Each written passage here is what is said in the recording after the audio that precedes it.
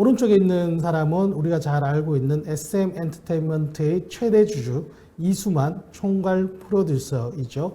현재 SM 내에서 공식적으로 뭐 회장이나 대표이사 이런 직함은 없습니다. 최대 주주이고 총괄 프로듀서이고, 왼쪽에 있는 사람은 상당히 좀 젊어 보이시죠? 40대인데 이분은 위에 써 있나요? 얼라인 파트너스라고 하는 자산운용사 펀드, 행동주의 펀드의 대표입니다. 한국 사람이고요. 이창환 대표라는 분입니다.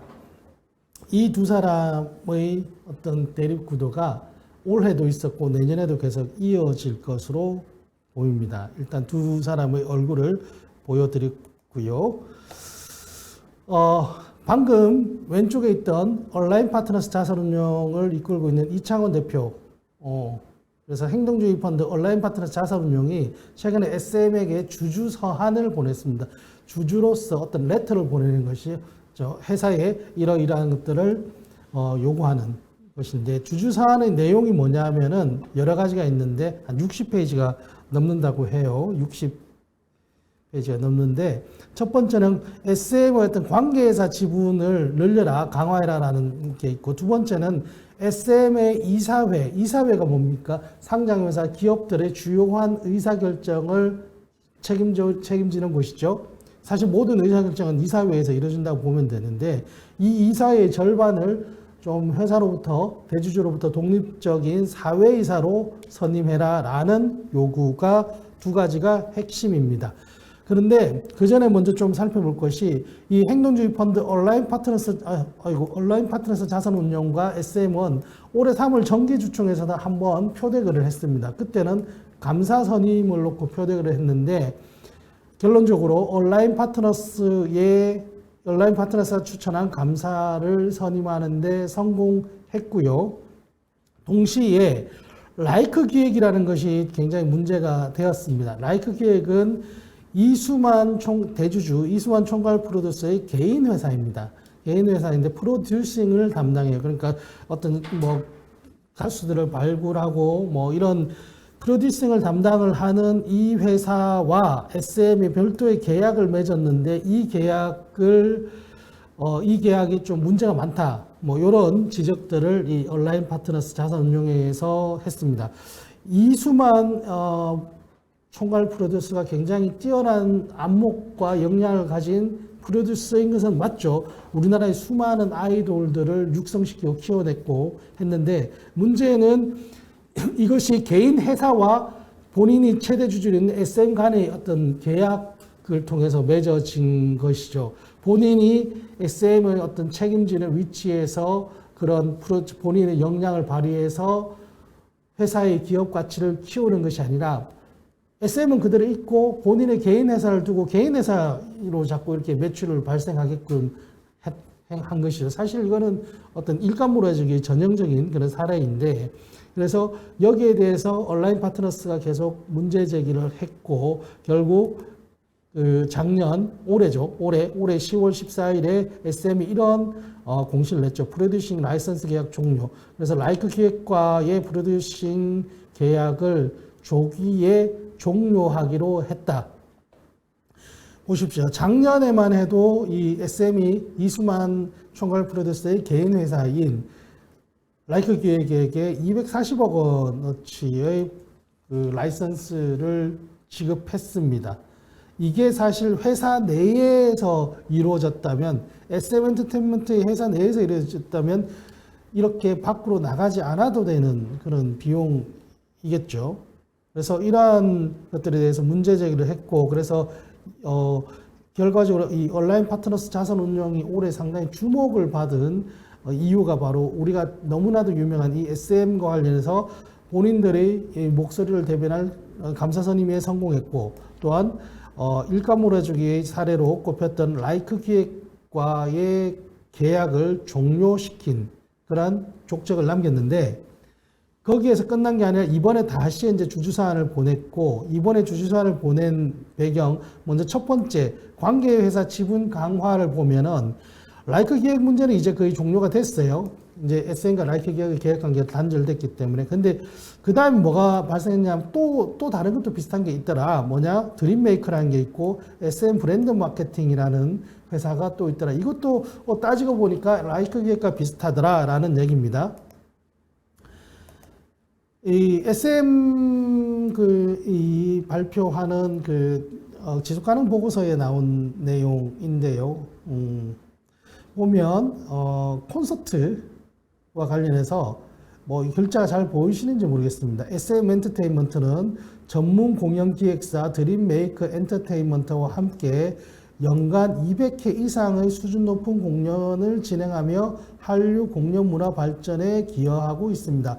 자, 이것만 읽어보면 굉장히 좋은 내용 같아요. SM 엔터테인먼트가 전문 공연 기획사인 드림메이커와 함께 200회 이상의 콘서트를 진행을 한다. 국내외에서 우리가 잘 알고 있는 많은 SM 소속의 아티스트들을 내세워서. 그런데 문제는 이 드림메이커라는 회사가 뭐냐면 홍콩에 있는 회사, 홍콩 법인인데 SM의 콘서트를 다 이제 기획 전담하고 있어요.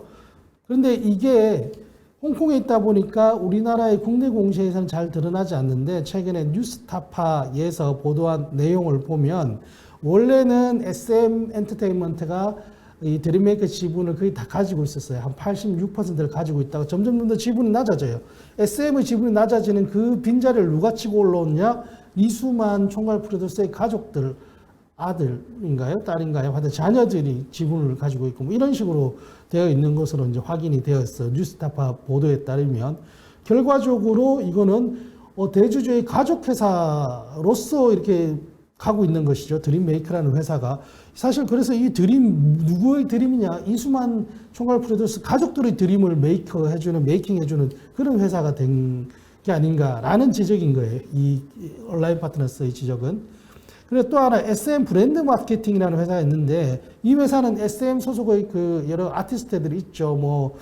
뭐죠? 요즘에 유명한 게 에스파인가요?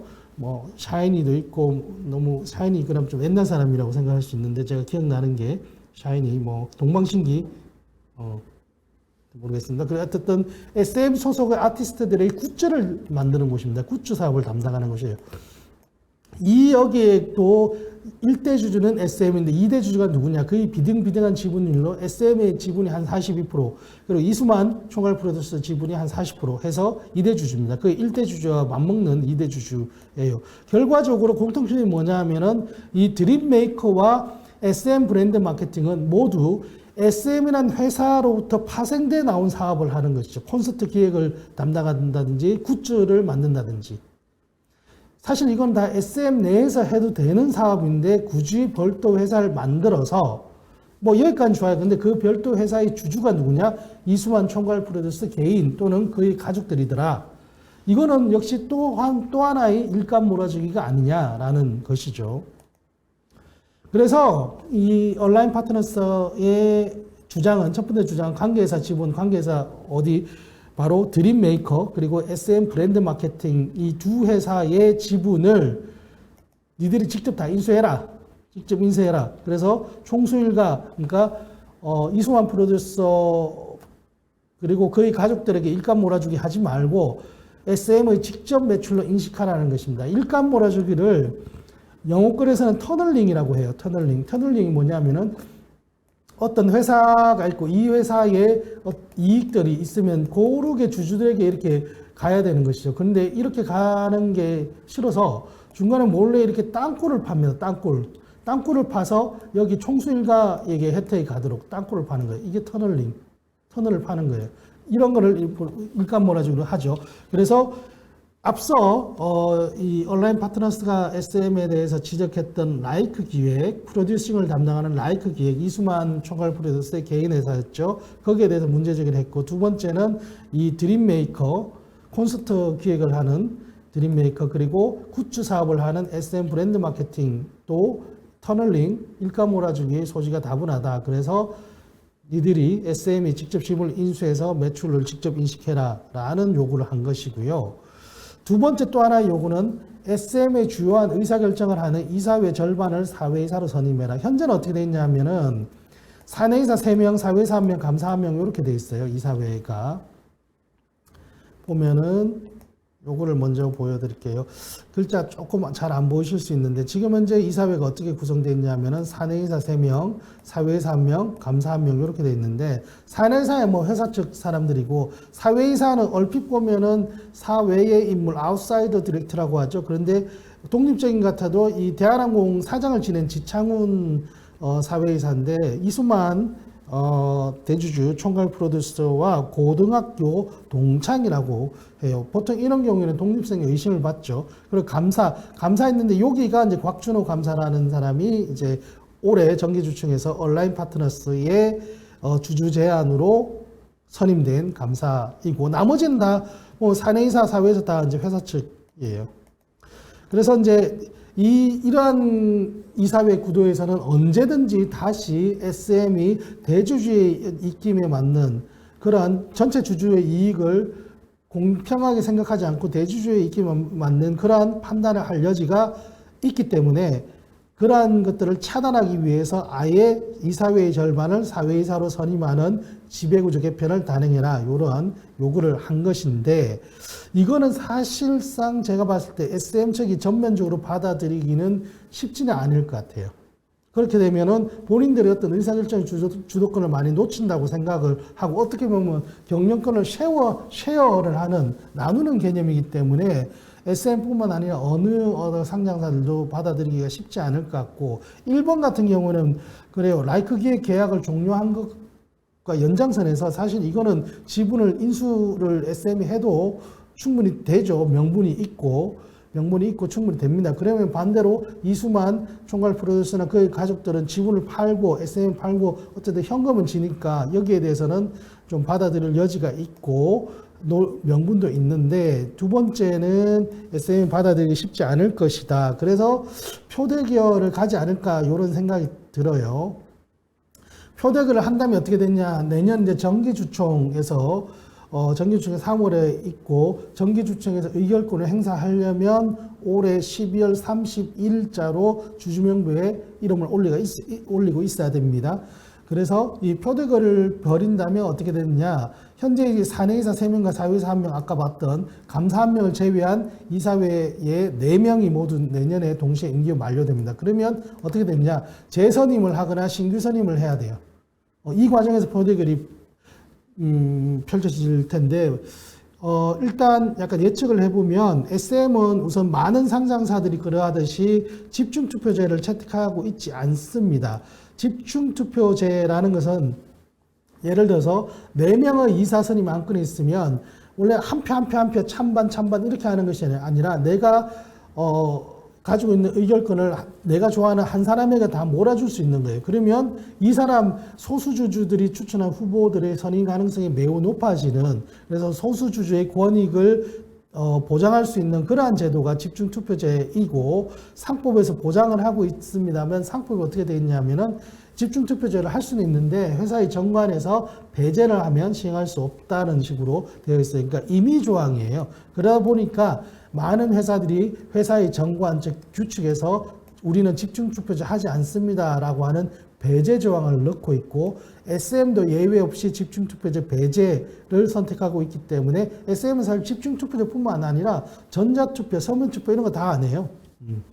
그런 상황이기 때문에 실질적으로 집중투표제는 없고 그러면 정말 생초짜로 이렇게 표대결을 벌여야 되는데 또 하나 올해는 온라인 파트너스가 본인들이 추천한 감사 선임에 성공을 했는데 표대결 방식의 차이가 있습니다. 감사 선임할 때는 이른바 3% 룰이라는 것이 적용이 되어서 이렇게 되면 3% 룰이 뭐냐면은 어느 주주든 간에 3% 이상을 가지고 있으면 만약에 제가 10%를 가지고 있더라도 감사 선임할 때는 제 지분 10%의 의결권을 다 행사할 수 없고 3%만 행사하고 나머지 7%는 버려야 됩니다.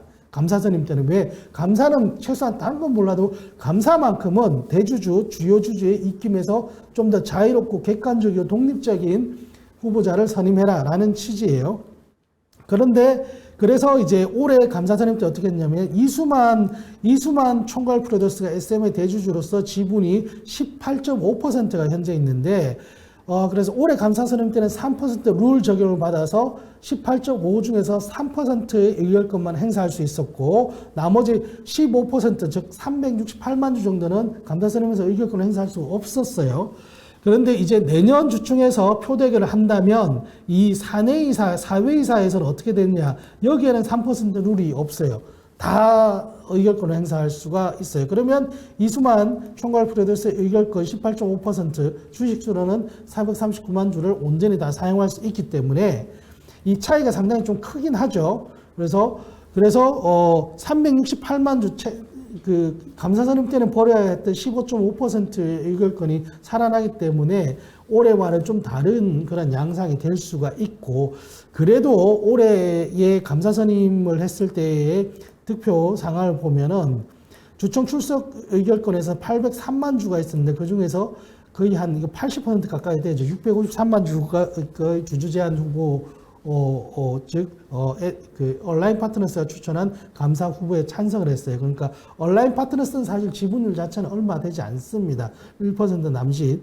그런데 나머지 많은 주주들이 온라인 파트너스가 추천한 감사가 선임되어야 기업의 가치가 더 높아질 것이다 라고 보고 주주 제한 후보에 찬성을 했던 것이죠. 상당한 찬성률이에요. 그래서 이게 그대로 간다고 보면 이수만 총괄 프로듀서가 감사 선임 때 행사하지 못했던 368만 주를 더하더라도 사실상 주주 제한, 주주들의 어떤 목소리가 더 커질 수 있다. 이런 또 예측도 이제 가능합니다. 그래서 어쨌든 뭐 SM 엔터테인먼트가 올해 주총에 이어서 내년 주총에서 또 한번 주목을 받을 수밖에 없는 상황이고, 한 가지 느끼는 것은 이제 과거에는 이 행동주의 펀드라고 하면은 이 행동주의 펀드들이 좀 약간 말도 안 되는 되게 무리한 요구를 하고 먹튀라는 인상이 상당히 강했는데, 요즘에 행동주의 펀드, 특히 이제 토종 행동주의 펀드들의 요구를 보면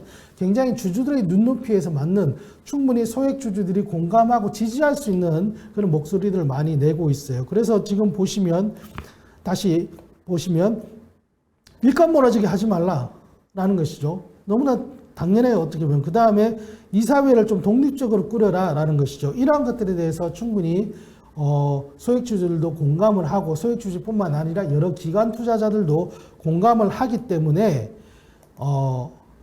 이번에도 만약에 표대결이 펼쳐진다면 온라인 파트너스 쪽이 많은 지지를 받을 수 있지 않을까라는 예상을 해봅니다.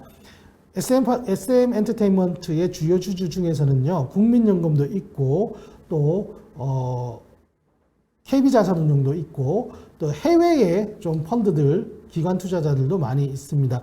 올해의 주총에서도 해외의 기관 투자자들이 온라인 파트너스 측에 많이 찬성을 하기도 했었고요.